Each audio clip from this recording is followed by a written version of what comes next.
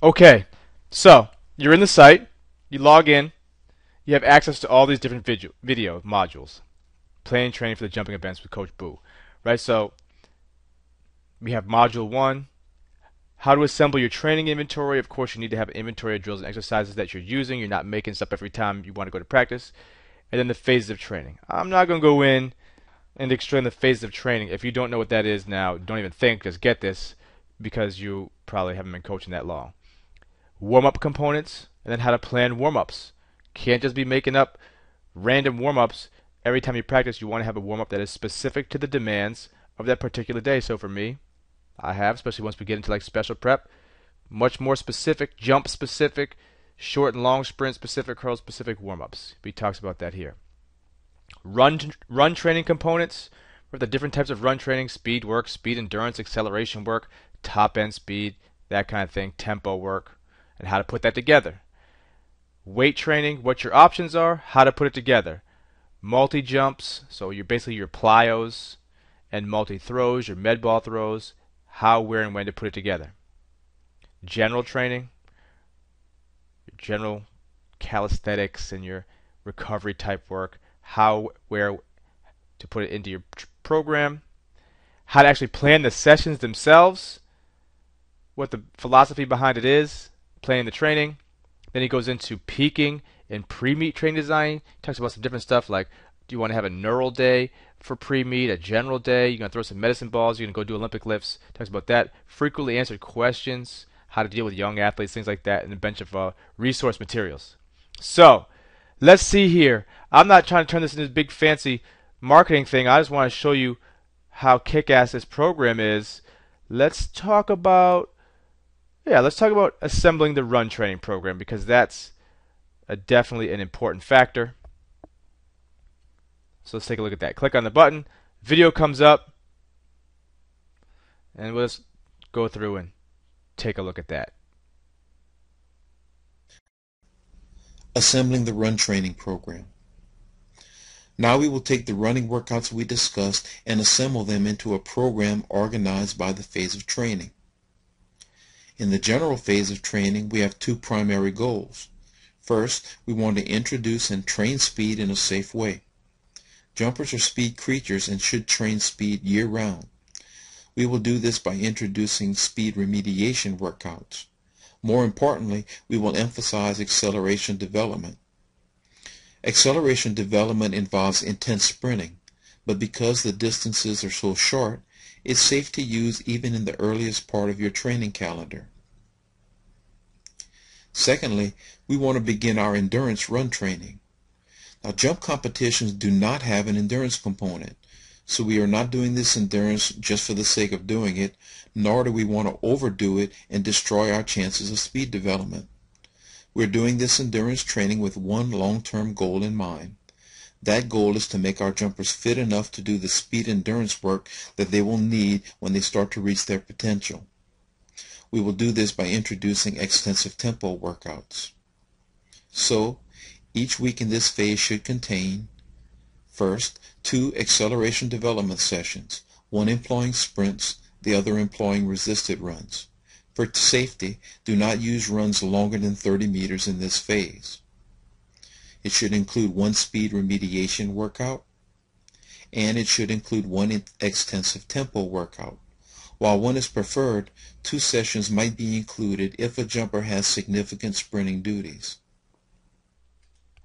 So, as you can see, whether you're working with sprinters or hurdlers or jumpers on this day, when we're talking about that general prep period, that first 4 weeks of your 12-week high school season, here's how Boo lays out how you should set it up. So, especially in that first 4 weeks, you could run sprinters, hurdlers, and jumpers all the exact same workout. They all need to work on their acceleration development. It's all a hot mess.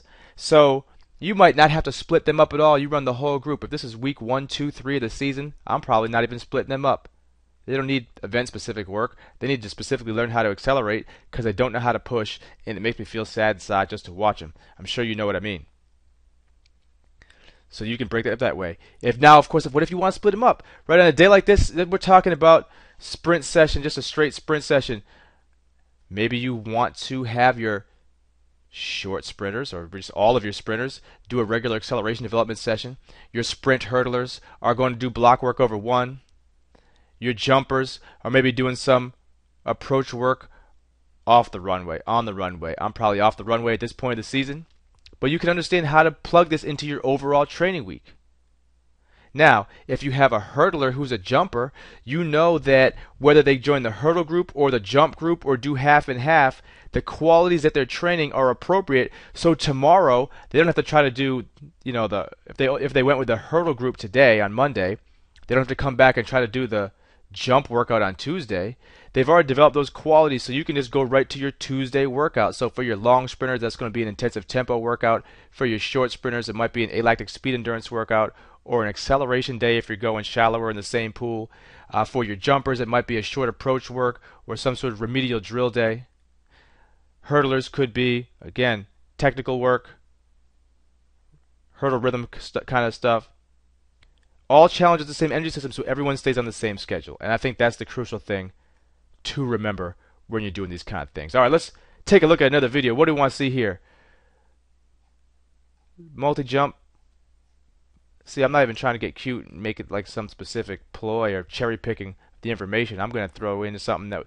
How about assembling multi-jump and multi-throw training, right? If you're anything like me, you often, when you design your plyos, how advanced do you get, right? We're not going to be doing depth jumps and shock jumps probably for our high school kids, unless you got a really fourth year sort of beast decathlete type kid. How many ground contacts? How much horizontal versus vertical? Of course, if we're doing an acceleration day, it's going to probably be more horizontal. If we're doing a top end speed day, it's going to be more vertical. If we're doing a recovery type day, we're going to be doing some in place type of jumps, especially early in the season. But I won't explain to you. Let's listen to what Boo has to say. We'll take a look at his assembling multi-jump and multi-throw training again, not cherry picking the part, just playing it from the beginning. So we click on it. It's going to take us there. We press play. We're in the money. Assembling multi-jump training. Now we will take the multi-jump training components we discussed and examine how to assemble them into a program organized by the phase of training. In the general phase of training, we have three primary goals. First, we want to build the volumes of mild multi-jump work in preparation for the more intense work to come. Secondly, we want to provide opportunities for technical teaching and employ exercises that will develop good fundamental jump mechanics. Finally, we want to provide the opportunity for event-specific technique training, beginning to teach the actual skills and movements of a jumper's event. So, each week in this phase should contain, first, one in-place jump circuit designed to enhance strength and fitness and build volumes of multi-jump work. Next, one remedial short horizontal bounce session. Next, one vertical bounce session.